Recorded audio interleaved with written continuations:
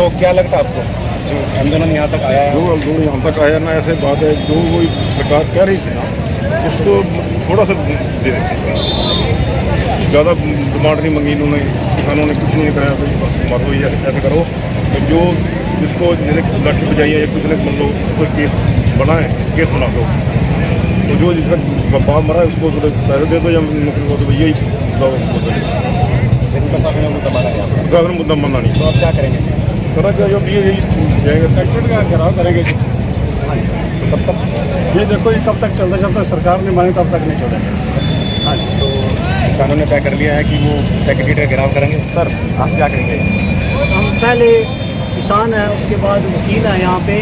सरकार ने आज छोटी से छोटी मांग भी किसानों की मांगने से मजबूर कर दिया उनको, और सरकार अब चाहती है कि टकराव हो। उसके लिए किसान आज भी उनके साथ मीटिंग की, वो तैयार नहीं थे। उसके बाद भी किसान ने छोटी से छोटी मांग भी किसानों की नहीं मानी, और अब ये आर पार की लड़ाई होगी। अनिश्चितकालीन धरना देंगे और सेक्रेटरीट पे अनिश्चितकालीन के धरना शुरू हो जाएंगे। देखिए, जैसा कि एडवोकेट साहब ने बताया कि अनिश्चितकालीन धरने की तैयारी किसानों ने कर ली है, और ये कहीं ना कहीं उनकी बात में कहीं ना कहीं दम नज़र आ रहा है, क्योंकि जिस तरह से बड़ी संख्या में किसान यहाँ तक पहुँच गए हैं और प्रदर्शनकारियों ने तय कर लिया है कि वो मिनी सेक्रेटरीट तक जाके रहेंगे। इससे इस बात को और ज़्यादा बल मिल रहा है कि किसान पूरा मन बना के आए हैं कि इस बार वो सरकार से आर पार की बात करके ही जाएंगे। किसानों ने यह तय कर लिया है कि जब तक उनकी मांग नहीं मानी जाएगी वो सेक्रेटरीट से नहीं जाएंगे, सेक्रेटरीट का घेराव करेंगे।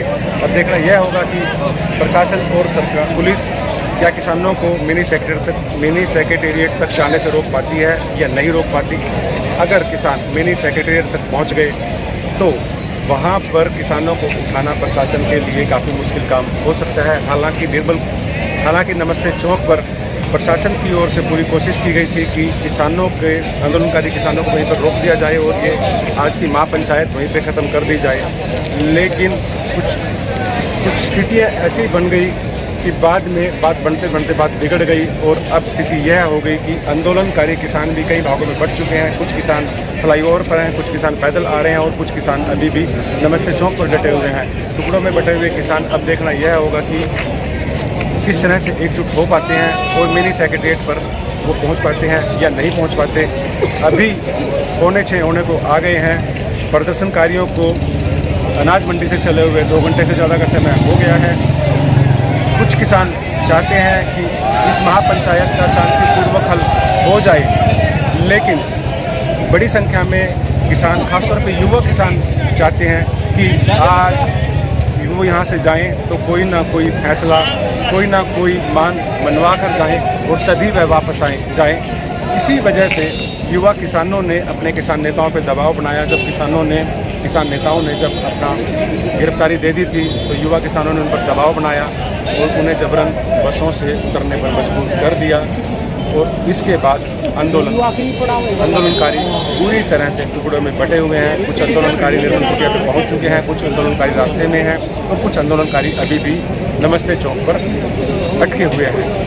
देखना यह होगा कि अब जबकि निर्मल कुटिया चौक आखिरी पड़ाव है और इसके बाद मिनी सेक्रेटेरिएट शुरू हो जाता है, तो अब प्रशासन की रणनीति क्या रहेगी, इस पर सभी की नज़रें टिकी हुई हैं। हालांकि नमस्ते चौक पर योगेंद्र यादव और गुरनाम सिंह चढ़ूने की कोशिश है कि किसानों को समझाया जाए, उन्हें आगे ना जाने दिया जाए और वहीं पर गिरफ्तारी देकर इस महापंचायत को आगे बढ़ाया जाए।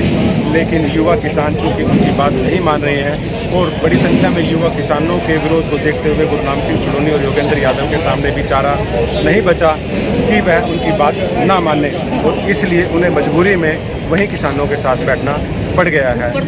अभी तक के इस आंदोलन में एक बात जो सामने आ रही है वो यह है कि अभी तक आंदोलन पूरी तरह से शांत बना हुआ है। प्रशासन भी शांति बनाए हुए हैं और किसानों की तरफ से भी ऐसी कोई अप्रिय घटना नहीं की गई कि जिससे स्थिति विस्फोटक हो। फिर भी अब चूँकि यह आखिरी पड़ाव है और जैसे जैसे दिन ढल रहा है दोनों पक्षों में, यानी कि प्रशासन में और किसानों में भी रोष बढ़ता जा रहा है, तो यह रोष कहीं किसी घटना, किसी अप्रिय घटना का कारण ना बन जाए, यह देखना भी दिलचस्प रहेगा। फिलहाल अगले अपडेट के लिए तो थोड़ा सा वेट करना पड़ेगा, क्योंकि अभी किसानों की वेट करते हैं। जब तक किसान यहाँ नहीं आ जाते तब तक स्थिति के बारे में स्पष्ट नहीं कहा जा सकता कि किसान यहाँ से आगे जाएंगे या नहीं जाएंगे। आप हमारे साथ बने रहिएगा। नमस्कार जी, बिल्कुल जी। नमस्कार जी, आपका नाम क्या है? करण सिंह एडवोकेट। क्या कहना चाहिए? देखिए मतलब ये जो है किसान होने के जन आंदोलन बन चुका है और सरकार को इसके बारे में समझना चाहिए। आज का जो मतलब ये एजिटेशन था करनाल में, एक छोटी सी मामूली मतलब एक डिमांड थी किसानों की, उनको इन सरकार को मान लेना चाहिए था। अब मतलब धमकियाँ देती रही सरकार भी, हम वहाँ नहीं बढ़ने देंगे, करनाल में मंडी में नहीं इकट्ठा होने देंगे, हम यहाँ पर सचिवालय में नहीं आने देंगे। पर सब कुछ क्या, सब किसान आ रहे, क्योंकि एक जन आंदोलन है, इसमें कोई मतलब हर वर्ग का मजदूर किसान हर वर्ग इससे जुड़ा हुआ है आंदोलन से। तो हमारी तो ये मांग है अभी इन सरकार को इन मांगों को मान लेना चाहिए। बाकी आंदोलन चलता रह गया, आज की डेट में तो एक छोटी छोटी मतलब ये मांगे थी, इनको मान लेना चाहिए।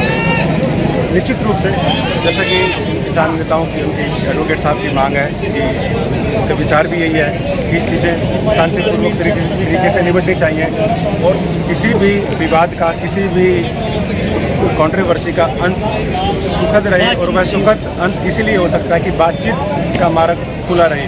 सो किसानों को चाहिए और प्रशासनों को चाहिए कि बातचीत जारी रखें, इस मुद्दे पर भी बातचीत होनी चाहिए और बातचीत से ही इस समस्या का हल निकलेगा। हमारे साथ शुगर मिल के पूरे ऑफिसर साहब हैं, हम उनसे भी जानना चाहेंगे कि किसानों को किस तरह से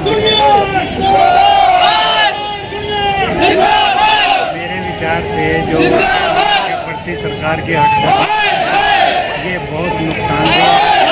राजा को इतना कठोर नहीं होना चाहिए। जो प्रजा है ये तो इतने सीधी आत्मा के लोग होते हैं, अगर इनसे बैठ के बात करें, पुचकार के बात करें, क्योंकि मैंने 30 साल इन्हीं के बीच में रह के सर्विस की है शुगर मिल में, चेयरमैन। लेकिन इनको कुर्सी में बिठाया, इनको पानी पिलाया, कभी मेरे टाइम में कोई हड़ताल नहीं। इनको पता था भाई हमारे बीच में रहता है इंसान, इसीलिए राजा को ये चाहिए बिठा के बात करके जो संभव है वो करें, बाकी है भाई उसके बाद फिर देखेंगे। मैंने और किसानों को ये कहा, मैंने सोचा था तुम्हारा भला होगा, अगर तुम ये सोचते हो भाई तुम्हारा भला नहीं होता, इसको पेंडिंग रख लेते हैं, बैठ के बात कर लेंगे और मसले को हल कर लेंगे।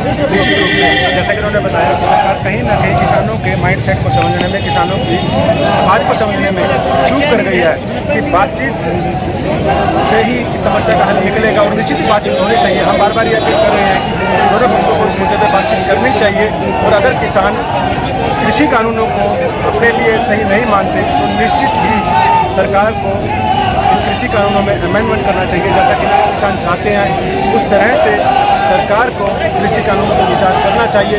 बहरहाल फिलहाल निर्मल कुटिया पर अब थोड़ा सा तनाव बना हुआ है। कुछ किसान या कुछ प्रदर्शनकारी हाईवे के ऊपर यानी कि फ्लाईओवर के ऊपर भी डटे हुए हैं। किसान नेताओं के आग्रह है कि वो नीचे आ जाएं और इसी को लेकर उनकी बातचीत चल रही है, लेकिन अभी तक ओवरब्रिज पर खड़े हुए किसान नीचे आने को तैयार नहीं है।